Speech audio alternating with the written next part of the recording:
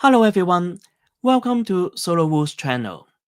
In some parts of the world, the umbrella is an afterthought, but in Hong Kong, it is almost part of the uniform of daily life. When I moved to the UK, I noticed how casually people treated drizzle. A hood, a coat, or nothing at all was enough. People walked on without slowing down as though the rain barely existed. In Hong Kong, that would be unthinkable. Umbrellas are everywhere, even on mornings that start out sunny. You can see them poking out of school bags, left in baskets at doorways, or carried by commuters on the train. Outsiders sometimes wonder if it's an overreaction, but in Hong Kong, it's instinct. The umbrella is as natural to carry as a wallet or phone. It is there because of the weather, but also because of the way the city is built and the way people live in it. The biggest difference is the rain itself. Hong Kong gets nearly 4 times as much rainfall as London, and it often comes down in fierce bursts. A shower in Britain may last for hours, but it is usually light, the kind of drizzle you can tolerate with a hood. In Hong Kong, a summer storm can dump 70 millimeters in an hour, and within minutes your shoes squelch, your hair drips, and your shirt clings to your back. Streets flood quickly, and bus queues turn into clusters of people huddling under whatever cover they can find. Going into an office or classroom in that state isn't just unpleasant, it feels unbearable. The air conditioning is icy, and sitting all wet in those conditions makes you shiver. Many people believe it is a sure way to catch a cold, and even if that belief isn't perfect science, it is enough to make an umbrella feel essential. But it isn't just the amount of water, it's also how the rain feels.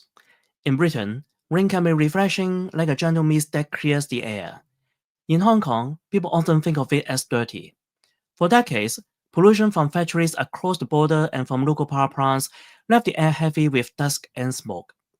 When it rained, those particles came down with it. Older Hongkongers still remember clothes speckled with black dots after a storm. The crowded skyline adds another layer.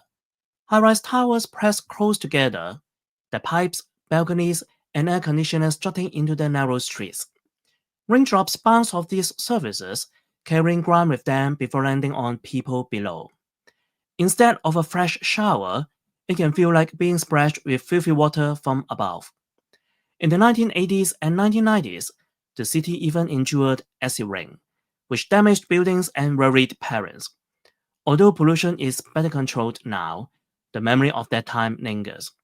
For many families, the umbrella is not just about staying dry, it's about staying clean and safe. Sunlight is another part of the story. Hong Kong summers are brutal.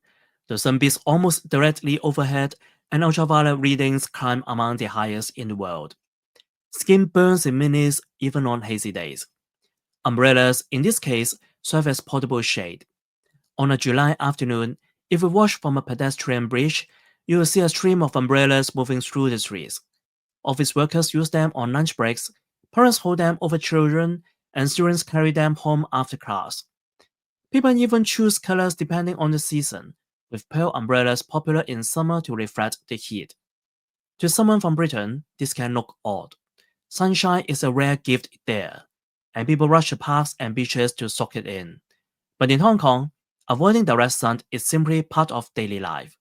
The umbrella does double duty, as much a shield from rays as from rain. And then there is the way people move through the city. Hong Kong runs almost entirely on public transport. Millions rely on the MTR, buses, trams, and ferries every day. Few families drive, so a simple commute often involves walking to a stop, waiting in the open, crossing a footbridge, and then walking again at the other end. Each stage adds minutes in the elements. And in a city with sudden showers, those minutes matter. Arriving drenched at work isn't just uncomfortable, it's frowned upon. In a packed office, nobody wants to sit beside someone dripping wet in freezing air conditioning. In schools, wet uniforms leave both the wearer and the classmates miserable. Carrying an umbrella is as much about politeness as about self-preservation. The city reflects this habit too. Shops hand out plastic sleeves so umbrellas don't leave puddles. Buildings put racks near their doors. Even libraries and clinics sometimes keep spares for visitors. Everywhere you go, the assumption is that umbrellas are part of life. When I first moved to the UK, I carried one every day out of habit. It felt strange to leave home without one. But after 4 years, I changed. I rarely use umbrellas now unless the rain is heavy. I've grown used to the British way of shrugging off drizzle. Still, I have never returned to Hong Kong since moving. If I did, I know the old instinct would return instantly.